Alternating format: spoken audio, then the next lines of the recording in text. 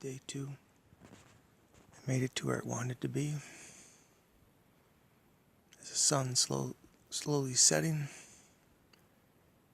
the loon's off in the background.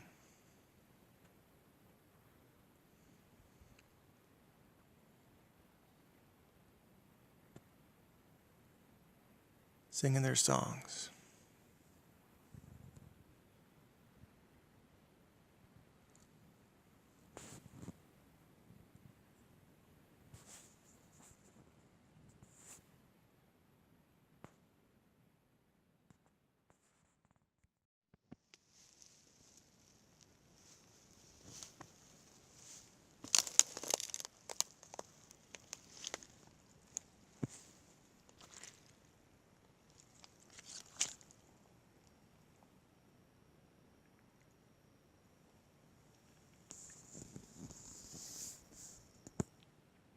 Oh, that green frog there. It could be dinner if I wanted to. They're illegal in New York State, but he's pretty tiny.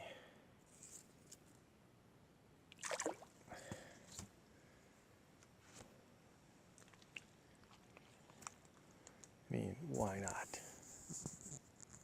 Why not frog legs?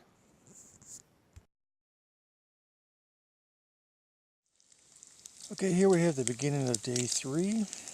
I'm cooking the last of the perishables, the bacon this morning. There's my setup there, my home for the next several days. I was looking at the clouds, the high morning clouds this morning, and they weren't moving. And we got nice bright sunshine now, so it looks like we're in the middle of a high pressure. So I'm debating whether to go to this pond I went to 24 years ago that was dead. Of course, I didn't measure the acid in there to prove it was acid rain or whatever, but sometime this trip I'm going to go back there and check it out and see if it's alive again. And with all the scrubbers and stuff, the clean coal industry, we'll see how that works out. If I can get there today or tomorrow, it's going to be a long hike to slug through this thick stuff, but we'll see how that goes. As far as the Adirondacks is concerned, of course, meaning bark eaters, the natives pretty much starved here. Back then they had the moose, they had a eastern elk that's now extinct. Of course, they brought some elk from the west, brought them here, and there's populations in Pennsylvania and so on. Turn that off, the bacon's done. And but up here in the Adirondacks, of course, I'm in the middle of looks like the beach is coming through here, a beach forest primarily. And of course, the beach will feed the grouse, so we have grouse. Not too many of them. I know in thicker beech forests, there's a lot more grouse. I could actually see, I should have filmed it, but where the grouse are scratching for the beech nuts along the sides. And there's actually a turkey population. They were transferred here years ago, and I've seen more and more turkeys up here, so that's cool. I bet you could find a nice gobbler that never seen a human being up here. It'd be easy hunting in the springtime. But also there's a very small deer population. Of course, with the moose,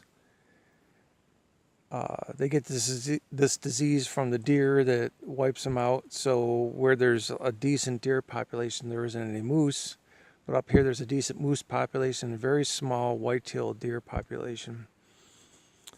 And but also up here on the hills, there's caves and stuff. And I bet you if I look, I'm gonna find a porcupine cave. There's a decent porcupine population up here. And if you wanted to survive, you could survive off of them. You can actually hunt them all year without limit. But I don't know too many people who eat porcupine. Though I heard it's really good. and but they're in the caves along here. I've been up during the winter time snowshoeing and found significant, and where there's areas where there's a lot of pines, I've seen significant trails, a lot of trails of porcupine. And of course you can see their scat. Red squirrels, porcupine, grouse, very few white-tailed deer. I looked for some freshwater clams yesterday. I found one, one that was open up that was dead. I haven't seen any clam trails. So I was going to try and eat some freshwater clams if I could find them, but they're usually near running water. I'll see if there's a stream down there somewhere. At the mouth, there should be, and maybe the clams are there in the water. I found a couple, 2 or 3 red raspberries yesterday. I was really surprised. And no blueberries yet. So the subsistence camping is not working yet. I'm pretty sure that mushroom I found yesterday was a lobster, but I don't want to experiment in eating it up here by myself until I know for sure. Some of these trees around here, I haven't figured out what they are yet, but it's like the bark of a pine. Then you look up, it's a deciduous tree, and it looks kind of like very tiny elm leaves. I'll have to figure it out. I don't know what it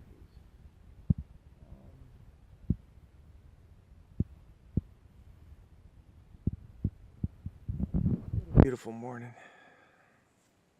Sun coming up. You can tell it's high pressure, very little wind. I might make that venture today. My spot, of course, I'm in the wilderness area. And you're supposed to camp 150 feet from the lake. I'm 150 feet from the lake.